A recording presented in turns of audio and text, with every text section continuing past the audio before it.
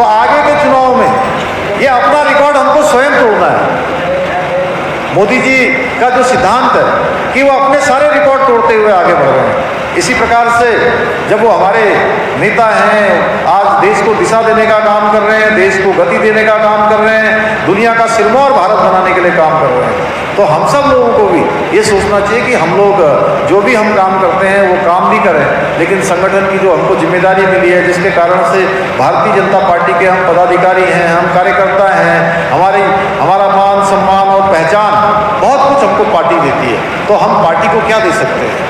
और देखिए, जो काम करने वाला है, कई बार जो काम करते हैं तो सोचते हैं कि हमारे काम को कोई देखने वाला नहीं है। जो काम करता है उसको कुछ बोलने की आवश्यकता नहीं पड़ती, उसका काम बोलता है, और काम बोलता है तो अपने आप चीज़ें आगे बढ़ जाती हैं। और आप तय मानिए कि अपना नियम जरूर बना लीजिए। मैं कार्यकर्ता वर्गों से हमेशा कहता हूँ कि जैसे जल है ना, पानी है, बहता रहता है, तो सबके काम आता है। कहीं सींचने के काम आता है, कहीं पीने के काम आता है, कहीं बिजली के काम आता है, कहीं अन्य कामों में आता है। और जो पानी रुक जाता है, एक गड्ढे में अगर पानी रोक दिया जाए तो खराब हो जाता है, कुछ दिनों बाद उसमें बदबू आनी शुरू हो जाती है।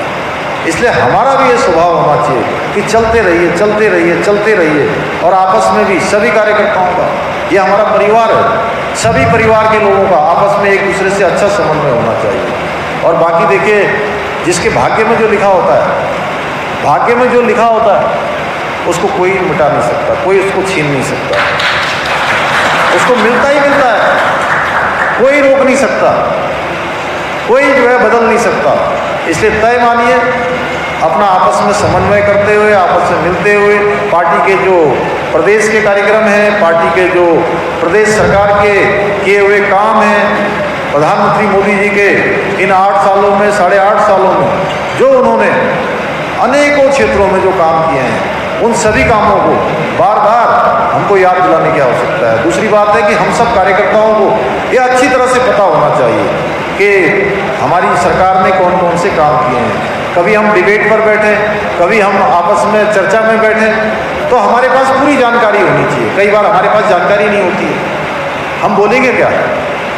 जानकारी नहीं होगी तो हम कभी तर्क भी नहीं कर सकते, बता भी नहीं सकते। सोशल मीडिया का ज़माना है, सोशल मीडिया पर भी कई बार हम बात डालते हैं, कई बार हम उसको चाहते हुए भी उन बातों का जवाब नहीं दे पाते, क्योंकि हमारे पास उसका ज्ञान नहीं होता है, उसकी जानकारी नहीं होती है। इसलिए हम लोगों को यह भी स्वभाव बनाना चाहिए कि हम लोग थोड़ा पढ़ाई लिखाई करें, थोड़ा जानकारियों का आदान प्रदान करें, और कोई भी कार्यक्रम आता है तो उस कार्यक्रम को अपने आसपास जो भी हमारा क्षेत्र है उस क्षेत्र तक पहुंचाने का काम करें। तो मैं समझता हूं कि निश्चित रूप से पार्टी सभी के कार्यों का मूल्यांकन करती है, और एक न एक दिन जरूर सबके साथ, कोई भी जो मंच पर बैठे हैं उनसे भी कहना चाहूँगा कि देर होती है, लेकिन कई बार अंधेर नहीं होती है, देर होती है, अंधेर नहीं होती है, जरूर मौका मिलता है।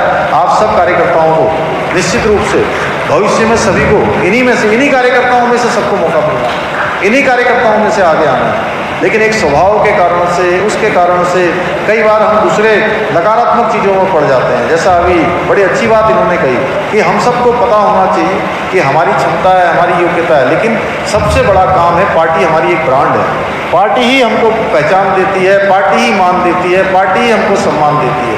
पद प्रतिष्ठा भी, ये सब भी जो है पार्टी के कारण ही मिलता है। जब हमको पार्टी के कारण से सारी चीज़ें होती हैं तो हमारा भी दायित्व बनता है कि हम पार्टी को कुछ न कुछ लौटाने का काम करें, कुछ न कुछ देने का काम करें। तो मैं आज के अवसर पर बहुत ज़्यादा न कहते हुए आप सभी का धन्यवाद करते हुए, और मैंने कोशिश करी है, मैं भी पिछले दिनों नैनीताल गया था, वहाँ तो खैर रात्रि को रुक नहीं पाया, पहले दिन जाना था, वहाँ मौसम ख़राब हो गया। तो इस प्रकार की मैंने शुरुआत करी है कि प्रातःकाल से ही मैं पहले सरकारी कार्यक्रम के बाद सभी से, प्रतिनिधि मंडल से मैं समझता हूँ 300-400 लोगों से, 500 लोगों से मैंने व्यक्तिगत रूप से अभी मुलाकात कर ली है। आप लोग कार्यकर्ता भाई बहनों से भी यहाँ पर मुलाकात कर ली है। इसी प्रकार के जनपद के प्रवासों पर रहूँगा। बाबा केदार की भूमि से शुरुआत की है और उत्तराखंड के अंदर चलेगा आप सभी का।